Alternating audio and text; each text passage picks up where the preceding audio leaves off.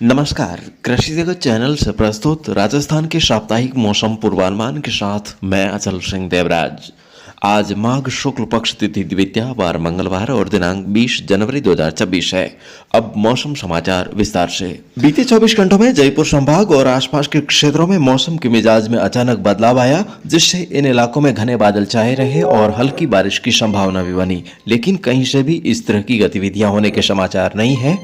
वर्तमान में राज्य के अधिकांश भागों में रात का तापमान सामान्य के आसपास दर्ज हो रहा है, जिससे सर्दी का असर ठीक ठाक बना हुआ है। हालांकि दिन के समय हवाओं का रुख परिवर्तित होते रहने से तेज धूप और हल्की गर्मी का एहसास भी होने लगा है। आज सुबह के घंटों में बीकानेर, श्रीगंगानगर, हनुमानगढ़, चूरू, जयपुर, टोंक, बूंदी जिलों व जयपुर, भरतपुर संभाग के अधिकांश जिलों के क्षेत्रों में हल्का मध्यम कोहरा दर्ज होने की संभावना है। दिन के समय उत्तर पूर्वी भागों में कहीं कहीं हल्के बादल, जबकि शेष भागों में आसमान साफ रहने का अनुमान है। रात्रि के समय सर्दी का असर बरकरार रहेगा। कल सुबह के समय पंजाब राज्य की तरफ लगने वाले जिलों में हल्का कोहरा दर्ज होने के पश्चात सभी भागों में चटक धूप खिली रहेगी तथा आसमान साफ रहने का पूर्वानुमान है। मौसम विभाग के अनुसार 22 जनवरी को एक नया मजबूत पश्चिमी विक्षोभ सक्रिय होगा, जिससे इस दिन सुबह से ही विशेषकर पश्चिमी राजस्थान में दक्षिणी पश्चिमी तेज आंधी चलने और शाम के समय पाकिस्तान की तरफ से बरसते हुए बादल प्रवेश करने की संभावना है।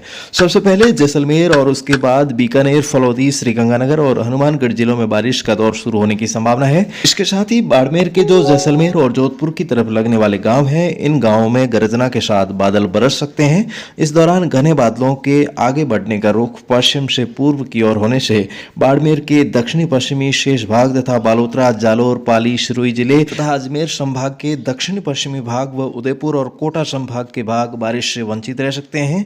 23 जनवरी को तड़के फलौदी के जोधपुर की तरफ लगने वाले गांवों तथा जोधपुर शहर और उसके उत्तर पूर्वी भागों में विक्षोभ के असर से बारिश होने की संभावना है। वहीं इसके साथ ही नागौर, डीडवाना, कुचामन, चूरू, सीकर, अजमेर, भीलवाड़ा, टोंक, जयपुर, अलवर, खैरतल, तिजारा, कोटपुरली, बैरोड और डीग के इलाकों में भी बारिश होने के आसार हैं।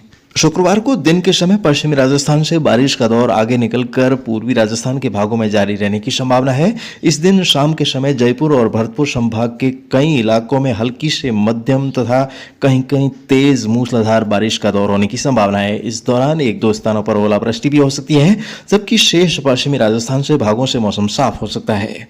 अगले 3 दिन तापमान सामान्य रहेगा। शुक्रवार से दिन और रात के तापमान में 5 से 7 डिग्री सेल्सियस तक की गिरावट आ सकती है। आने वाले विक्षोभ से जोधपुर, बीकानेर संभाग, वहीं अजमेर और जयपुर संभाग के साथ साथ भरतपुर संभाग के भी कुछ भागों में हल्की मध्यम खंड वर्षा होने की संभावना है और इसी बीच शीतलहर का एक नया दौर शुरू होने के साथ ही तुरंत एक और मावठ का दौर आने की संभावना है। इस बारे में और अधिक जानकारी देने के लिए मौसम विज्ञान केंद्र जयपुर के निदेशक डॉक्टर राधेश्याम जी शर्मा इस वक्त फोन आउट के माध्यम से सीधे हमारे साथ जुड़ रहे हैं। शर्मा साहब नमस्कार। नमस्कार। नमस्कार शर्मा साहब, ये जो 2 बैक टू बैक मजबूत पश्चिमी विक्षोभ आ रहे हैं, तो इनका प्रभाव राजस्थान के किन किन इलाकों में रहने की संभावना है सर? देखिए, 22 जनवरी को जो पश्चिमी विक्षोभ सक्रिय होगा उसका असर दोपहर और शाम के समय पश्चिमी राजस्थान के सीमावर्ती क्षेत्रों में सबसे पहले इसका असर शुरू होगा जी। यानी गर्जन और आकाशीय बिजली के साथ बारिश के जो गतिविधियां हैं वो सीमावर्ती क्षेत्रों में सबसे पहले दोपहर बाद 22 तारीख को होगा, खासकर जैसलमेर, फलौदी वाला जो एरिया है। इसके अलावा बीकानेर, जोधपुर संभाग के जो ज्यादातर इलाकों में 22 तारीख के शाम को रात के समय जो है वो इसका असर रहेगा जी। और 23 तारीख को देखेंगे तो इस सिस्टम का असर जो है वो खासकर दक्षिणी राजस्थान से धीरे धीरे कम होता हुआ नजर आएगा, लेकिन जो उत्तरी राजस्थान के पंजाब, हरियाणा की तरफ के जो जिले हैं, खासकर बीकानेर संभाग, शेखावाटी क्षेत्र के जो जिले हैं, इसके अलावा जयपुर संभाग और भरतपुर संभाग के इन इलाकों में 23 जनवरी को इसका खास असर रहेगा। इस दौरान यहाँ भी मेघ गर्जन और आकाशीय बिजली के साथ बारिश की गतिविधियां रहेंगी और खासकर ये पश्चिमी विक्षोभ है और काफी सक्रिय है, तो ऐसे में कहीं कहीं पे लोकल लेवल पे कहीं कहीं ओलावृष्टि भी होने की संभावना बन सकती है ऐसे में। और 24 तारीख को इसका असर ज्यादातर इलाकों में एक बार तो समाप्त हो जाएगा, यानी कि बारिश की गतिविधियां फिर से कम होगी, लेकिन 2-3 दिन के लिए कोहरा वगैरह आ सकता है और इसके बाद एक और पश्चिमी विक्षोभ जो है वो और सक्रिय होने की संभावना है 26 से 28 जनवरी के बीच में। तो तो कुल मिलाकर के 2 पश्चिमी विक्षोभ बैक टू बैक अभी राजस्थान में प्रभावी होंगे और इसके असर से मावठ होने की भी काफी संभावना बनी हुई है। जी, बहुत बहुत आभार राधेश्याम जी शर्मा साहब आपका कि आपने कीमती समय निकालकर हमारे किसान भाइयों को मौसम के बारे में महत्वपूर्ण जानकारी दी। इसके लिए तहे दिल से शुक्रिया। Okay, thank you. तो इन मौसमी परिस्थितियों को ध्यान में रखते हुए प्रभावित होने वाले इलाकों के किसान भाई खुले में रखे चारे और किसी अनाज की बोरियों को ढकने का प्रबंध अवश्य करें। इसके साथ ही स्प्रे इत्यादि का कार्य भी आज पूरा कर लें और बारिश संभावित इलाकों में फसलों में अनावश्यक सिंचाई न करें।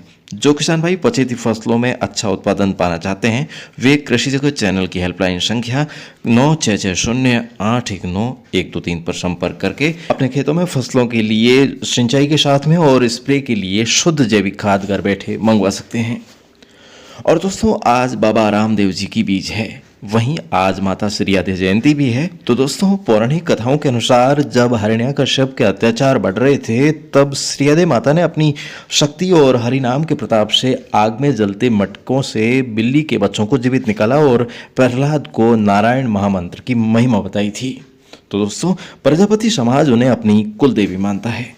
तो आप समस्त आदरणीय दर्शकों को माता श्रीयादे जयंती और बाबा रामदेव जी की बीज की हार्दिक शुभकामनाएं। और फिलहाल आज के मौसम बुलेटिन में अभी के लिए बस इतना ही। कल सुबह फिर मिलने के वादे के साथ आपसे लेता हूं अनुमति। नमस्कार। सब्सक्राइब कीजिए हमारे YouTube चैनल को और नई वीडियोस देखने के लिए बेल आइकन दबाएं।